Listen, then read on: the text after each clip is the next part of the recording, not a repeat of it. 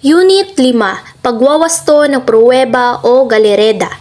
Sa unit na ito ay tumutukoy sa proseso ng pagwawasto ng mga pagkakamali sa isang pruweba o proof bago ang pangwakas na paglilimbag. Pagwawasto ng pruweba o proofreading. Isang paraan ng pagwawasto ng mga pagkakamali ng tagalinotipya o ng computer encoder sa pagbubuo ng pruweba upang makapaglabas ng isang malinis at walang maaaring galing sa linotype machine o letterpress printing o sa computer.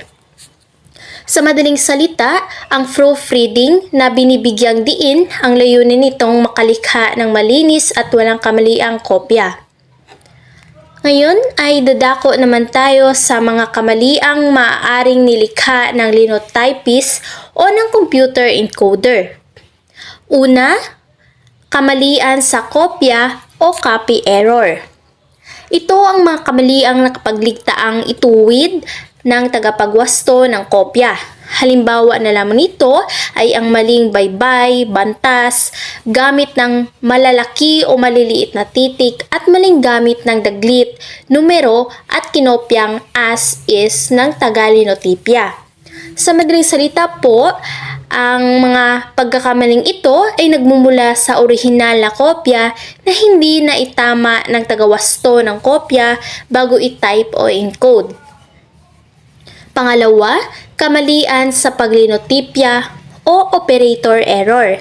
Ito ay sariling mga kamaliang tagalinotipya na kung minsan ay tinatawag na typographical errors o typos. Sa madaling salita po, ito ay mga pagkakamali na ginawa mismo ng linotypist o computer encoder na kadalasang tinatawag na typographical errors o typos. Panghuli at ang pangatlo ay kamalian sa paglimbag o machine error.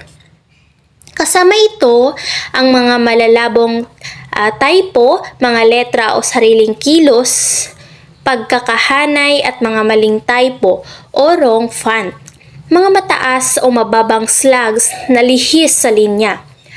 Ito ay mga pagkakamali na dulot ng mismong printing machine tulad ng malabong typo o maling pagkakahanay at iba pa.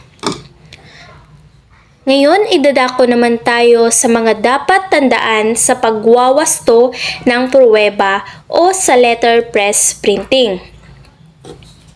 Ang patalyang pruweba o gallery proof ay isang mahalaga at malinis na papel na pinaglimbagan ng tekstong iniwasto ng tagawasto ng kopya. Dito naman iwawasto ng tagawasto ang pruweba ang mga pagkamali ang nagawa ng tagalinotipya.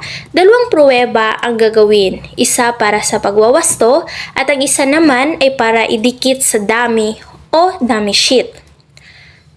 So madaling salita po, ipinaliliwanag nito ang kalagahan ng gallery proof at ang proseso ng paggawa ng dalawang kopya. Isa po para sa pagwawasto at isa naman ay para sa pangwakas na layout. Ngayon naman ay dadako tayo sa mga sumusunod mga paraan sa pagwawasto ng pruweba o isang listahan ng mga hakbang sa pagwawasto ng pruweba.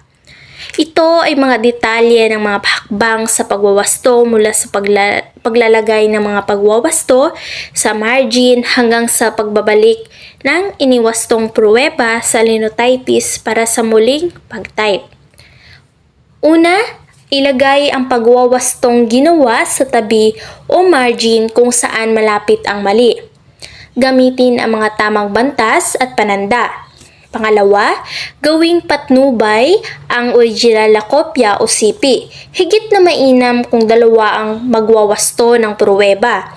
Ang isa ay babasa ng orihinal, ang isa naman ay siyang magwawasto kapag iisa lang ang nagwawasto.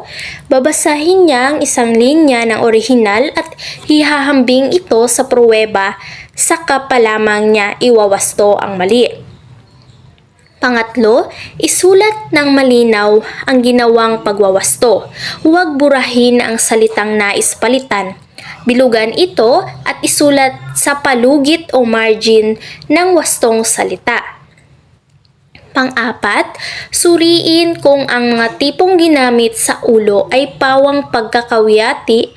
Tignan din kung wastong mga baybay at ayos.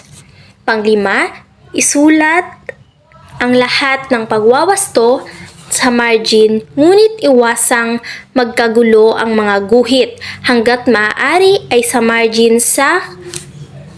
na katapat ng man isulat ang wastong kapalit. Pang-anim, lagdaan ng pruwebang iniwasto ng madaling mahanap kung sino ang tagawasto. Ang panghuli at ang pangpito, ang mga iniwastong pruweba ay ibalik sa taga-linotipya para sa panibagong paglinotipya. Kumuha uli ng pruweba at tignan kung naipasok lahat ang mga koneksyon. Ulitin ang hakbang na ito hanggang may nakikitang mali sa pruweba. Ang aking mga binanggit ay ang paggamit ng mga terminolohiya na nag-uugnay sa letterpress printing ay nagpapakita ng pag-unawa sa proseso. Ang pagbibigay ng mga halimbawa ay nakakutulong din sa pag-unawa ng mambabasa.